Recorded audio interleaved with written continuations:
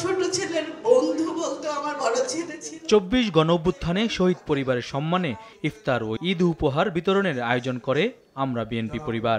আমার বড় ছেলের বয়স 16 বছর ছিল। হত্যার সাথে জড়িতদের বিচারের জোর দাবি জানান শহীদ পরিবারগুলো। এ সময় বেশ কয়েকটি পরিবারের সদস্যদের চাকুরির নিয়োগপত্র তুলে দেয় আমরা বিএনপি পরিবার।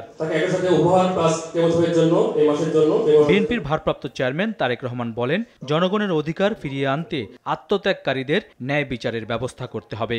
যে পরিবারগুলো তাদের সদস্যদেরকে হারিয়েছে অথবা নির্যাতিত হয়েছে, যে পরিবারের সদস্যরা, তাদের উপরে যে অন্যায় করা হয়েছে, আগামী দিনের যে নির্বাচিত সরকার থাকবে, জনগণের সরকার থাকবে, তাদেরকে অবশ্যই সেই অন্যায়ের বিচারগুলো করতে হবে। অন্যায়ের সঠিক সুষ্ঠু বিচার যদি না হয়, হয়তোবা দেশে আবারও অন্যায় সংগঠিত হতে পারে।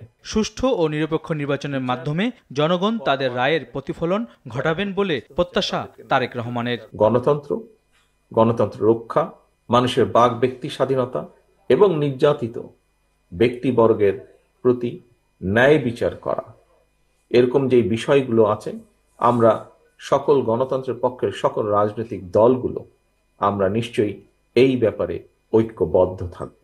সবাইকে ২৪ গণঅভ্যুত্থানে হতাহত পরিবারের পাশে থাকার আহ্বান জানান বিএনপির ভারপ্রাপ্ত চেয়ারম্যান। আন্দোলন সংগ্রাম করেছেন, তাদের সেই প্রত্যাশা, যাতে আমরা যারা আছি তাদের সেই প্রত্যাশাগুলো পূরণ করতে পারি, সেই রহমত যেন আল্লাহ আমাদেরকে দেন। জাহিদ রহমান, RTV, ঢাকা।